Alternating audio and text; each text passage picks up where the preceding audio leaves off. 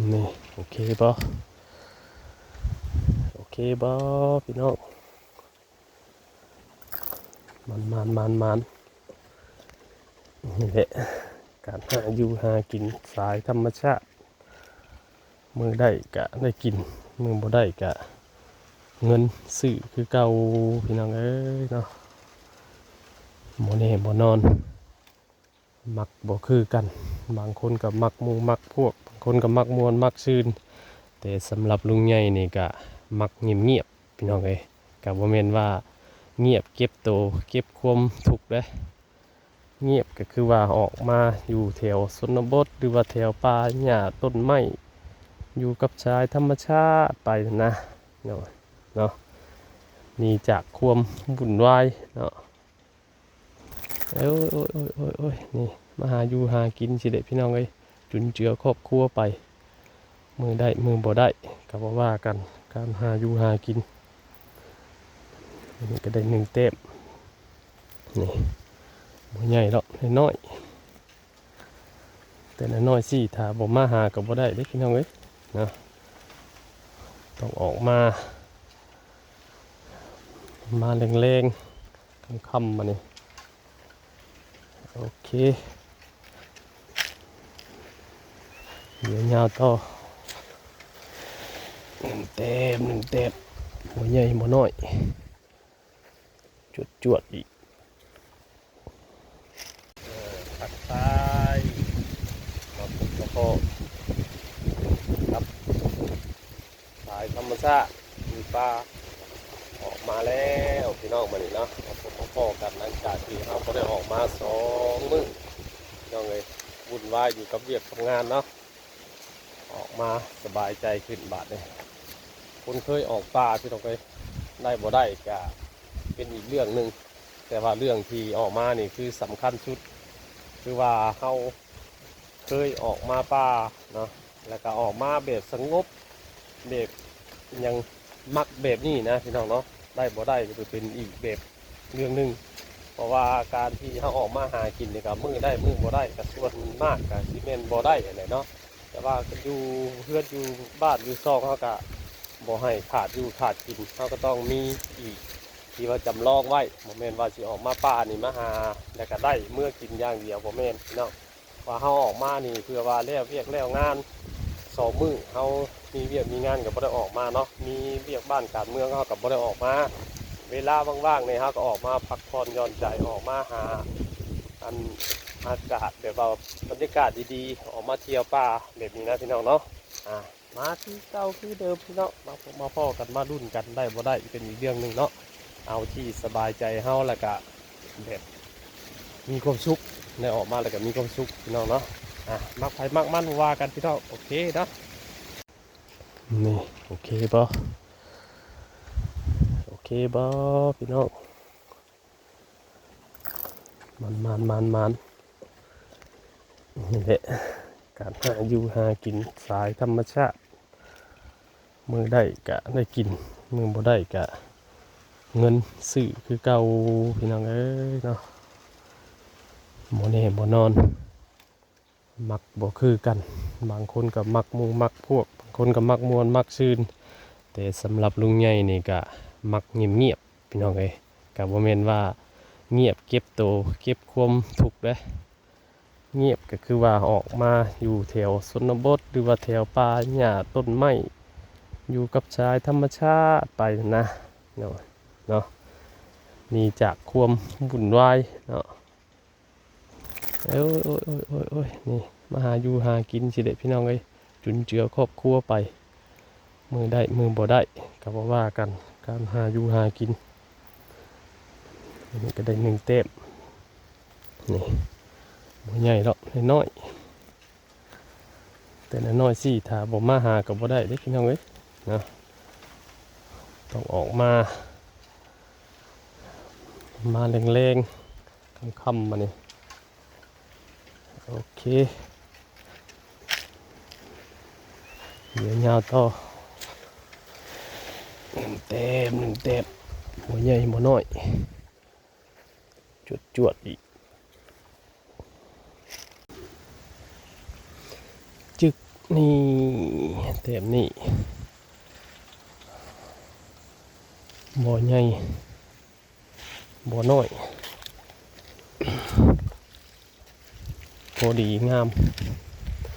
2 แต้มแล้วเท่ากันเลยบ่อใหญ่บ่อน้อยพอดีปน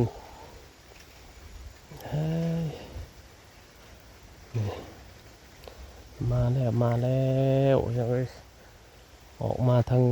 ได้แนวกินทางได้ความสุขไปคนเดียวบ่มีหมู่บ่มีพวกหากินไปแบบนี้พี่น้องตามธรรมชาติ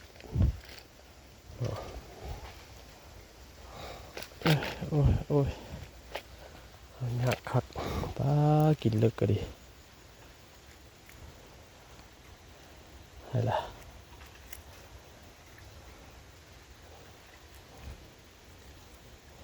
ความสุขของภัยของมันบอกว่ากันพี่น้องเลยเนาะ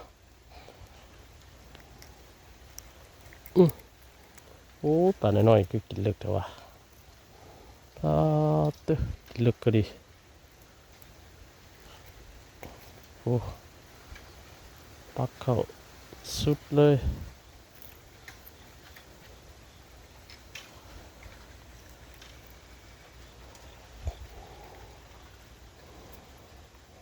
ประดิษฐ์เองอันนี้กะที่ปลดปลา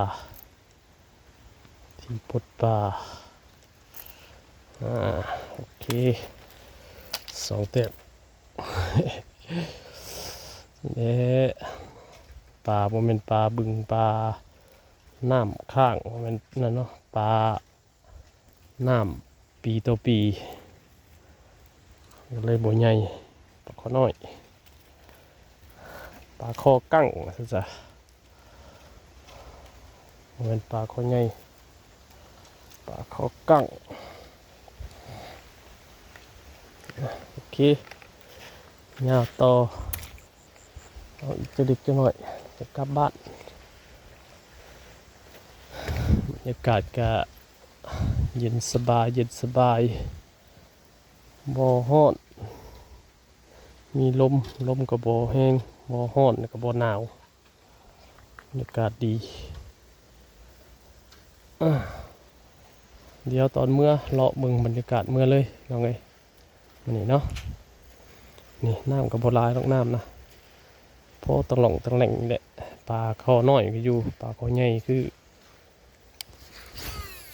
โอ้ปลาคอใหญ่บ่มีแล้วปลาคอใหญ่ก็ต้องอยู่น้ำหลาย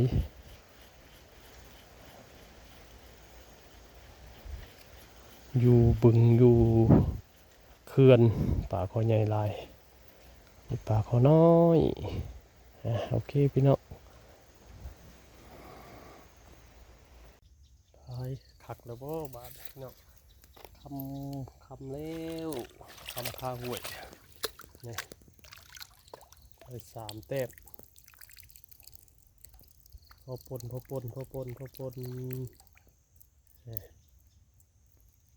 แต้มบ่ใหญ่แล้วก็บ่น้อยไปคำข้าห่วยพี่น้องตะเวนตกละลงแหละมันทันตกดินเนาะมันบังเอาลงห่วยสิมันคือมืดเนาะแต่ว่าเกี่ยวขึ้นไปถึงมันก็ยังแจ้งอยู่จะ5 โมงกว่าแล้ว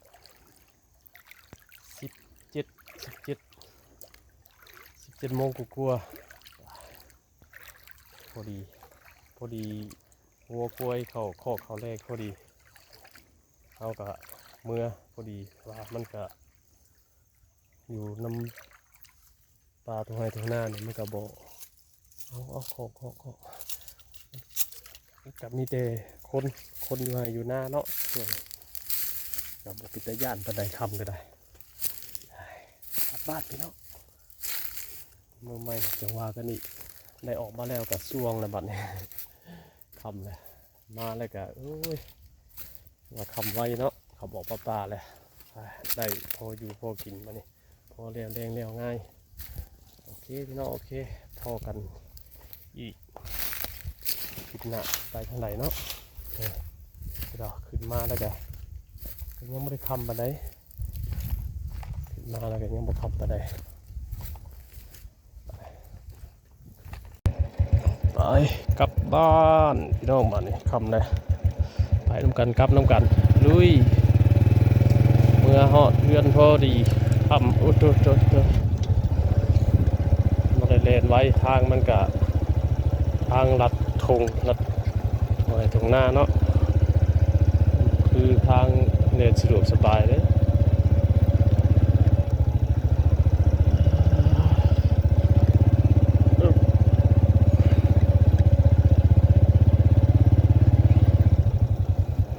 ดีเลยค่ำๆอากาศเย็นๆบ้าน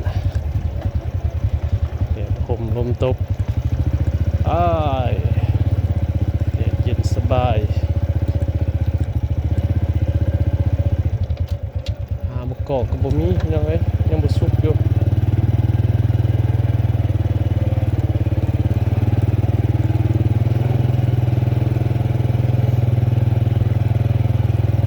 ทางสุดยอดทางนี่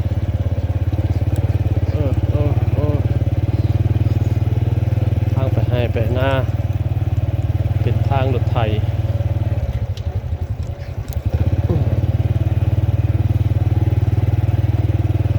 รถไถมาพ่อกันนี่ก็นักคือกันนั่นนี่ผมมีทางหลีก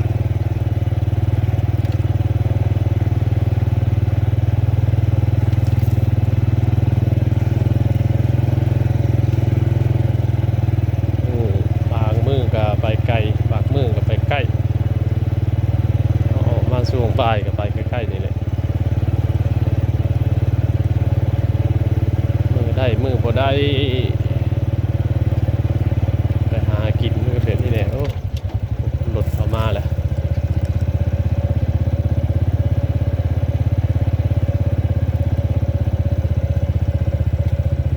นอนหน้าป่ะไปบังม่วง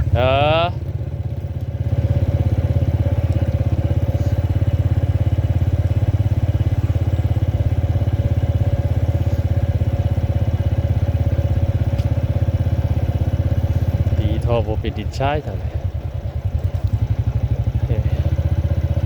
ระยะทางก็ใกล้เติบเลยกล้องเต้นดึกเลยพี่น้องเอ้ยสะท้อนนี่แหละถ่ายวิถีชีวิตการเดินทางการไปการมาให้เบิ่งนำเนาะบางบ่อนบางประเทศหรือว่าบางยังเพิ่นอยู่กับเพิ่นก็เจริญกว่าเฮาแล้วก็เห็นทางถนนหนทางไปให้ไปหน้าก็สิสะดวกสบายกว่าเฮาแต่ว่าเฮาก็อยู่แบบวิถีชีวิตแบบบ้านๆแบบบึกตำบลก็เนาะแบบพ่อแต่แม่เพิ่นพาอยู่แบบดั้งเดิมมาทางก็แบบนี้แหละทางไปให้ไปหน้าก็ยามนี้ก็สิบ่ลำบากปานใดถ้าว่ายามฝนตกหรือว่ายามให้ยามหน้าเนาะทางนี้ก็สิมาบ่ได้เพื่อก็สิปิดก็สิบ่สะดวกสบายแล้วก็สิไปบ่ได้นะยามให้ยามหน้ายามดำให้ดำหน้านี่ก็เพิ่นสิก็สิปิดทางนี้นะถ้าเป็นรถไถเนาะเพิ่นเอาออกหน้าแล้วเพิ่นก็คือสิจอดเมียนให้เมียนหน้าเลยเอาเข้ามาบ่ได้เท่าเร็วให้เร็วน่าจะเข้ามาบาทเดียวถ้ามันแห้งมันยังก็คือสีเที่ยวได้อันนี้ลุงใหญ่ขี่รถนี่ขี่ข้างๆเนาะขึ้นมาคันในทางดั้งเดิมก็อยู่ลุ่มพุ่นแหละแต่มันมีทางหลีกทางอย่างอันนี้มันก็ยังบ่แห้งปานใด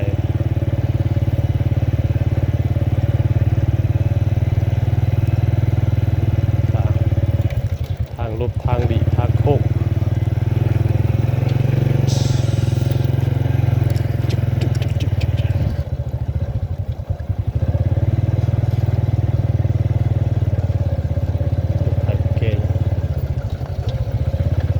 เกยังน่ะ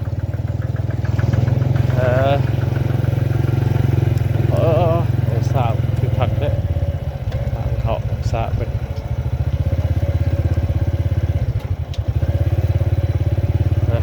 เนาะพี่น้องเนาะฮอดบ้านแล้วบ้านเนี่ยก็สิประมาณนี้แหละเนาะสิถ่ายให้เบิ่งสิบ่ได้ถ่ายฮอดบ้านดอกสิมาฮอดตีนบ้านนี่ก็คือสิโจะคลิปได้เพียงเท่านี้เนาะพอกันคลิปหน้าพี่น้องเอ้ยโอเค